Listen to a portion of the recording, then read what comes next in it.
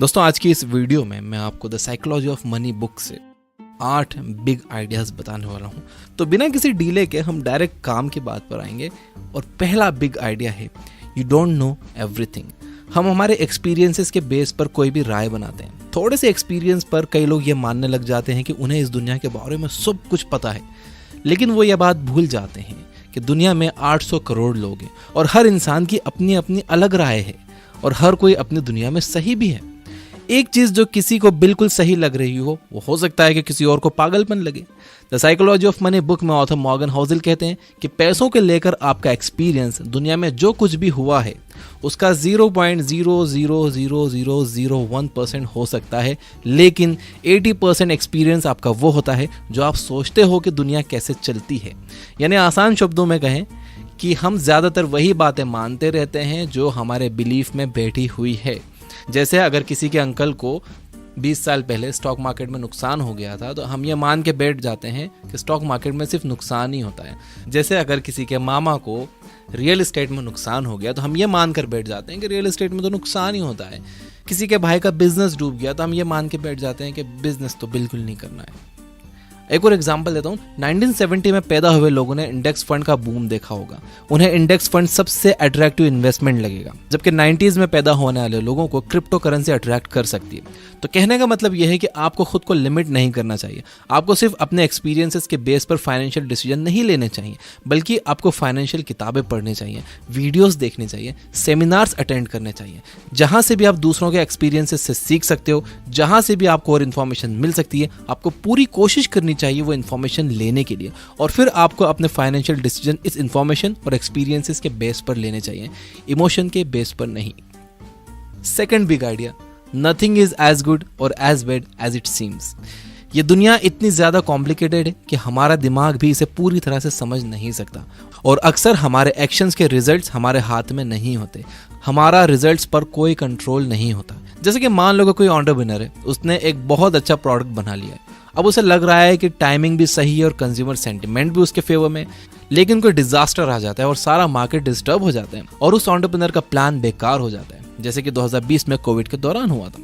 ऐसे रिस्क का कोई अंदाजा नहीं लगा सकता। ऑथर मॉर्गन हाउसेल कहते हैं कि नथिंग इज एज गुड और as bad as it seems, यानी जो दिख रहा है वो उतना अच्छा या उतना बुरा नहीं होता। जब भी आप फाइनेंशियल डिसीजन लो, चाहे खुद के लिए या दूसरों के लिए, आपको उसमें लक और रिस्क को ध्यान में रखना चाहिए। कोई भी एक सक्सेस स्टोरी सुनकर, किसी की स्टोरी फोर्ब्स में देखकर डिसीजन नहीं लेना चाहिए, या किसी का एक फेलियर सुनकर आइडिया भी ड्रॉप नहीं करना चाहिए। हो सकता है कि उन लोगों को किसी आउटसाइड रीजन की वजह से सक्सेस मिली हो या फेलियर मिला हो। इसे सर्वाइवरशिप बायस कहते हैं। इस पर मैंने एक बहुत इन्फॉर्मेटिव वीडियो बनाई है जो आपके सोचने का तरीका बदल देगा। मैं यहाँ आई बटन में लिंक दे दूंगा, डिस्क्रिप्शन में भी दे दूंगा, आप वो जरूर देखना। आप इस पूरे टॉपिक को उससे समझ लोगे कि किसी भी एक सक्सेस को देखकर या किसी एक फेलियर को देखकर अपने परमानेंट डिसीजन नहीं लेने चाहिए। आपको करना यह है कि अपने गोल्स तक पहुंचने के लिए काम करते रहो, गलतियों से सीखो, अपनी भी और दूसरों की भी। दूसरों की गलतियों से सीखना बहुत जरूरी है। अगर आप सिर्फ अपनी ही गलतियों से सीखोगे तो आपकी जिंदगी छोटी पड़ जाएगी। और कभी भी सक्सेस को सर पर मत चढ़ने दो, और फेलियर से डिस्करेज भी नहीं होना है। थर्ड आइडिया है how much is enough for you. इस इकोनॉमी में और साथ ही हाईएस्ट इन्फ्लेशन में एक जॉब पर डिपेंड होना बिल्कुल अच्छा आइडिया नहीं है। एक साइड हसल होना बहुत अच्छा है, और उससे भी अच्छा है कि आपकी मल्टीपल इनकम स्ट्रीम्स हो। लेकिन खुद से पूछिए कि आपके लिए कितना पैसा काफ़ी होगा, क्योंकि हमेशा पैसों के पीछे भागना आपकी मेंटल हेल्थ के लिए सही नहीं होगा। ये माइंडसेट आपको लालच की तरफ ले जाएगा, और लालच ने अच्छे अच्छे स्मार्ट लोगों को बर्बाद किया है पास्ट में। इस जाल से बचने के लिए ऑथर मॉर्गन हाउसेल 2 प्रैक्टिकल तरीके बताते हैं। Number 1, stop moving the goal posts. अपने लिए एक फिक्स फाइनेंशियल गोल सेट करो, और जब आप उसे अचीव कर लो तो आराम करो। अपने हार्ड वर्क से मिले रिजल्ट को एंजॉय करो। आप तब तक खुश रहोगे जब तक आप अपने एक्सपेक्टेशंस को काबू में रखोगे। Number 2, never compare yourself to others. आपकी लाइफ आपकी है, आपको यहाँ तक लाने वाले थॉट्स आपके हैं, ओपिनियंस आपकी हैं, डिसीजंस आपके हैं, इसलिए खुद को दूसरों से कंपेयर करने का सवाल ही नहीं उठना चाहिए। दूसरों से खुद को कंपेयर करोगे तो आपको जलन भी होगी और आपका मेंटल पीस भी खत्म हो जाएगा। Fourth big idea, understand the power of compounding. इस यूनिवर्स में एक प्रोसेस चलती है जिसके हिसाब से आपके एक कदम का रिजल्ट आपके अगले कदम की सीढ़ी की तरह होता है। जैसे कि उस बहते हुए पानी के बारे में सोचिए जो ओवर द टाइम पत्थरों का शेप बदल देता है। ऑथर मॉर्गन होज़ल कहते हैं कि दौलत बनाने के लिए भी सिमिलर पैटर्न फॉलो करना होता है। समझदारी से इन्वेस्ट करना तो जरूरी है, लेकिन बड़ी दौलत बनाना इस बात पर डिपेंड करता है कि आप कितने लंबे टाइम से इन्वेस्टेड हो। वॉरेन बफेट की वेल्थ $84 बिलियन से, जिसमें से $18 बिलियन उन्होंने 65 की उम्र के बाद कमाए हैं। चलिए जिम साइमंस और वॉरेन बफेट के अचीवमेंट को कंपेयर करते हैं। जिम साइमंस को दुनिया का ग्रेटेस्ट इन्वेस्टर कहा जाता है क्योंकि उन्होंने अपनी कैपिटल पर 66% का रिटर्न जनरेट किया है। दूसरी तरफ वॉरेन बफेट ने सिर्फ 22% का रिटर्न जनरेट किया है। ये नंबर देखकर लगता है कि साइमंस की वेल्थ वॉरेन बफेट से कहीं ज्यादा होगी, जबकि ऐसा नहीं है। वॉरेन बफेट जिम साइमंस से कहीं ज्यादा अमीर है। कैसे? आंसर है कंपाउंडिंग। जैसे साइमंस ने 50 साल की उम्र में इन्वेस्टिंग शुरू की, वहीं वॉरेन बफेट ने 10 साल की उम्र से इन्वेस्टिंग शुरू कर दी थी। छोटे छोटे एफर्ट्स कंसिस्टेंटली लंबे टाइम तक करने से एक्स्ट्रा ऑर्डिनरी रिजल्ट्स मिलते हैं। जेम्स क्लियर ने अपने बुक एटॉमिक हैबिट्स में इस बात को बहुत अच्छे से समझाया है। Fifth big idea, getting rich versus staying rich.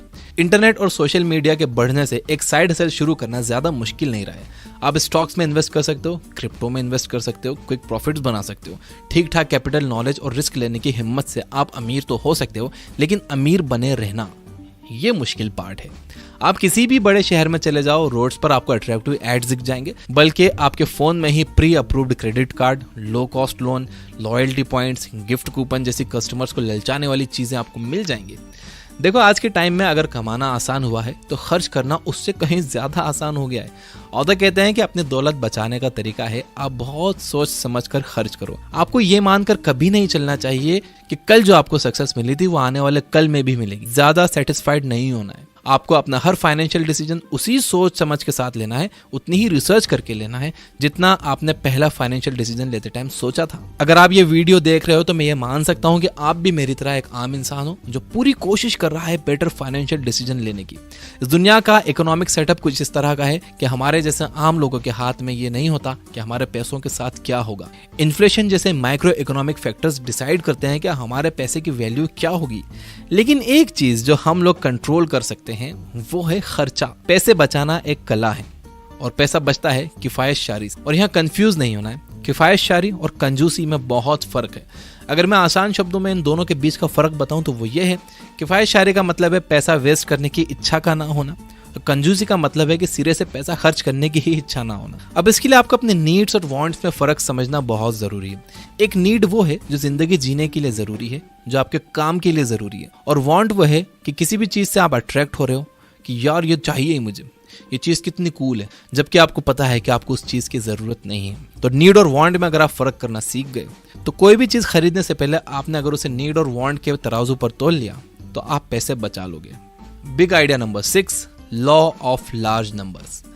Law of large numbers एक एक्सपेरिमेंट को कई बार रिपीट करने से मिले रिजल्ट्स को प्रिडिक्ट करता है। यानी अगर आप एक एक्सपेरिमेंट बार बार करोगे तो आपके सक्सेसफुल होने के चांसेस भी बढ़ जाएंगे। एज एन एंटरप्रेन्योर आप अपने काम में भी law of large numbers apply कर सकते हो। 10x बड़ा सोचो, 10x ज्यादा मेहनत करो। मैसिव एक्शंस ही आपको मैसिव रिवॉर्ड्स दिलाते हैं। अगर आपके गोल्स 10 गुना बड़े हुए और आप उन्हें पूरी तरह से अचीव भी नहीं कर पाए तो भी आप जीत जाओगे। ये बात कही है ग्रांट कार्डोन ने अपनी बुक द 10x रूल्स में। Law of large numbers investment में डाइवर्सिफिकेशन के साथ भी परफेक्टली काम करता है। अगर आपका लार्ज पोर्टफोलियो है तो आप किसी एक स्टॉक पर डिपेंड नहीं रहोगे, उसमें भी आपके जीतने के चांसेस बढ़ जाएंगे, बशर्ते कि आपके पोर्टफोलियो में ठीक ठाक नंबर्स में कंपनियां अच्छा परफॉर्म कर रही हों। ऑथर कहते हैं कि आप हाफ ऑफ द टाइम गलत हो सकते हो, फिर भी अच्छा रिटर्न बना सकते हो। यही बात मेरे साथ इन्वेस्टमेंट में सच हुई है। मेरे स्टॉक पोर्टफोलियो में 14 स्टॉक्स हैं, जिसमें से 7 लॉस में चल रहे हैं, और जो बाकी के 7 हैं जो प्रॉफिट में चल रहे हैं, उन्होंने मेरे ओवरऑल इन्वेस्टमेंट का, मेरे ओवरऑल कैपिटल का 40% रिटर्न दिया है। एंड 40% रिटर्न बहुत बड़ी चीज़ है। तो आपको पैसा कमाने के लिए परफेक्ट होने की जरूरत नहीं है। आधा टाइम आप गलत होकर भी अच्छा पैसा कमा सकते हो। Big idea number 7, be time rich. आपको क्या लगता है ज्यादा पैसा कमाने का अल्टीमेट बेनिफिट क्या है? क्या यह फेम है या कुछ भी खरीद सकने की पावर है? ऑथर मॉर्गन होज़ल कहते हैं कि पैसा का ग्रेटेस्ट डिविडेंड है आपका अपने टाइम पर कंट्रोल होना।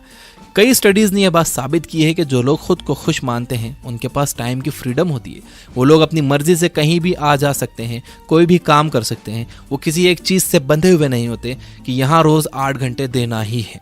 एंड इसलिए पैसा जरूरी है। पैसा होने का मतलब है कि आपके पास लाइफ में ऑप्शंस होंगे। इसका मतलब है कि आपको एक टॉक्सिक वर्क प्लेस में जबरदस्ती बैठना नहीं पड़ेगा। इसका मतलब है कि जब आप अच्छा फील नहीं कर रहे तब भी आपको खुद को काम पर जाने के लिए फोर्स नहीं करना पड़ेगा। ऑथर कहते हैं कि हाईएस्ट फॉर्म ऑफ वेल्थ ये एबिलिटी है कि आप रोज सुबह उठकर ये कह सको कि आज मैं जो चाहूं वो कर सकता हूं। तो सबसे पहले आपका गोल होना चाहिए एक इमरजेंसी फंड बनाने का, यानी इतना पैसा जमा कर लो कि अगर 6 महीने तक आप कोई भी काम ना करो तब भी आप आसानी से सरवाइव कर सको। जब आपके पास ये फंड तैयार हो जाए उसके बाद आप अपने नेक्स्ट स्टेप के बारे में सोचो। उसके बाद आप सोचो कि आपको जॉब छोड़कर कुछ करना है नहीं करना है, उसके बाद आप रिस्क लो। पहले इमरजेंसी फंड बनाना बहुत ज़रूरी है। अल्टीमेटली आपका गोल आपके अर्निंग को अपनी लाइफ के साथ जोड़ने का होना चाहिए, यानी एक ऐसी लाइफ जिसमें आपका अपने टाइम पर कंट्रोल हो। यानी आपका गोल होना चाहिए इस तरह से पैसा कमाने का कि जिसमें आपका अपने टाइम पर कंट्रोल हो, यानी आपको अपने काम में पूरे टाइम नहीं लगा रहना पड़े, आपको काम करने रोज नहीं जाना पड़े।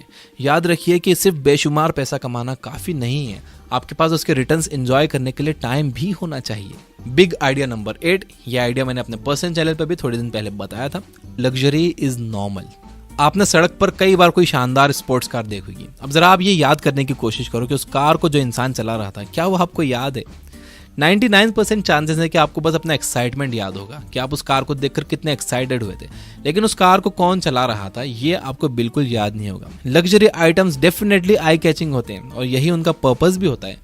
ऑथर कहते हैं कि आप अपने लग्जरी आइटम से जितने इंप्रेस होते हो उतना और कोई इंप्रेस नहीं होता। ऑथर कहते हैं कि आपको लगता है कि लोग आपका लग्जरी आइटम देखकर आपसे इंप्रेस हो रहे हैं, जबकि आपसे इंप्रेस कोई नहीं होता। डे टू डे लाइफ में आपको एक कार की जरूरत होती है, सिर्फ किस लिए? पॉइंट ए से पॉइंट बी जाने के लिए। एक नॉर्मल कार भी आपको पॉइंट ए से पॉइंट बी ले जाएगी और एक फेरारी भी सेम काम करेगी। फर्क यह है कि फेरारी के लिए बहुत ज्यादा पैसा लगता है और उसे मेंटेन करने के लिए और भी ज्यादा पैसा लगता है। सारे स्टेटस सिंबल सेम होते हैं, टेम्पटिंग होते हैं, बट अल्टीमेटली पॉइंटलेस होते हैं। आपको ये बात याद रखना होगी कि लग्जरी आइटम्स एक्चुअल में लाइबिलिटीज हैं, एसेट्स नहीं। ये चीजें आपकी जेब से पैसा निकालती हैं, डालती नहीं है। ऑथर कहते हैं कि गरीब होने का सबसे आसान तरीका है कि अमीर होने का दिखावा किया जाए।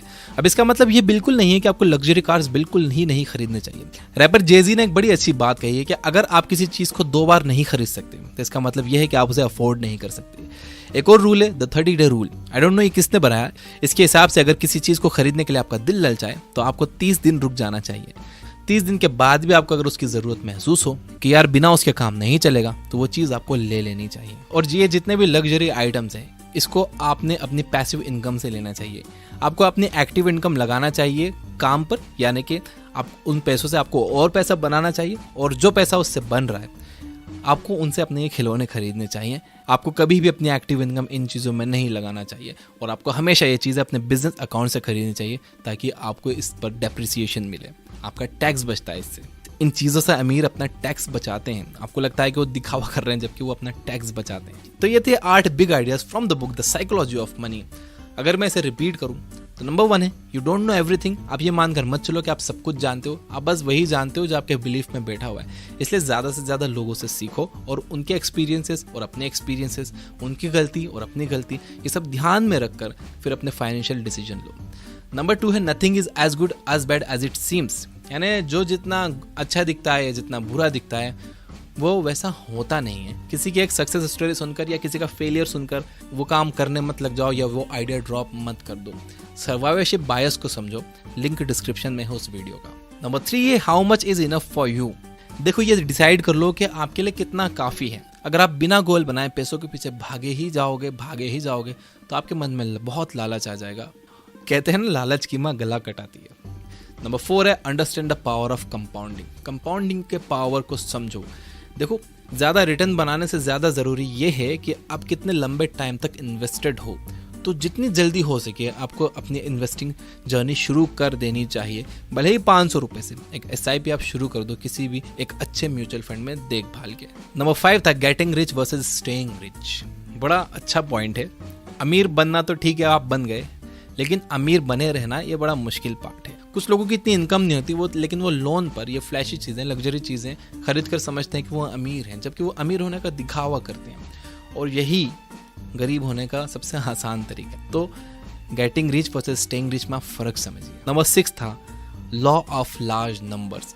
आप जितनी ज़्यादा बार किसी काम को करोगे उतने ज़्यादा चांसेस आपके बन जाएंगे अच्छे रिजल्ट्स प्रोड्यूस करने के। जैसे कि मैं जितनी कंसिस्टेंटली जितनी ज़्यादा वीडियोस अपलोड करूँगा तो चांसेस मैं अपने बढ़ा लूँगा कोई भी वीडियो वायरल होने के। अगर मैं करूँगा ही नहीं तो कोई वीडियो चलेगी कैसे? करता रहूँगा तो चांसेस बढ़ जाएंगे वीडियोस चलने के। नंबर 7 था बी टाइम रिच। पैसा कमाने का अल्टीमेट बेनिफिट है आपके पास टाइम का होना। पैसा आपको अपने टाइम पर कंट्रोल देता है और जिन लोगों का टाइम पर कंट्रोल होता है वो ज़्यादा खुश रहते हैं।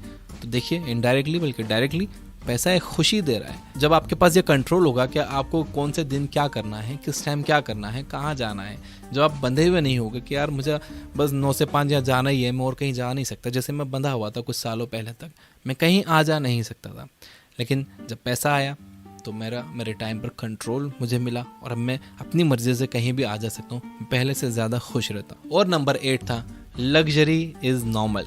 याद रखिए कि अगर आप कोई बस दिखाने के लिए कार खरीदने की सोच रहे हो, कोई भी चीज़ दिखाने के लिए खरीदने की सोच रहे हो, लोग उससे इम्प्रेस नहीं होते, लोग आपको नहीं देखते, लोग आपकी वो गाड़ी देखते हैं। आप अपनी वैल्यू बढ़ाओ कि आप पैदल भी चलो तो लोग आपको देखें, आप साइकिल पर भी चलो तो लोग आपको देखें।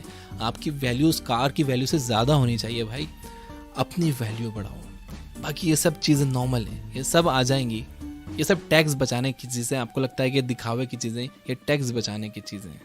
द साइकोलॉजी ऑफ मनी, इस बुक को हमने चैप्टर बाय चैप्टर समराइज किया है ये बुक ऐप पर, और ये एक प्रीमियम बुक समरी है। 699 में आप 1 साल का प्रीमियम ले सकते हो। डिस्क्रिप्शन में मैंने ऐप का लिंक दे दिया है। फिलहाल अभी ये एंड्रॉइड के लिए अवेलेबल है, बहुत जल्दी हम इसे आईफोन के लिए भी लाने वाले हैं। वीडियो पसंद आया तो इसे लाइक जरूर करना, सब्सक्राइब नहीं किया तो सब्सक्राइब कर लेना, घंटी न दबाइए तो दबा देना। Finally, you guys are amazing, keep reading, keep learning, keep growing. Thank you for watching.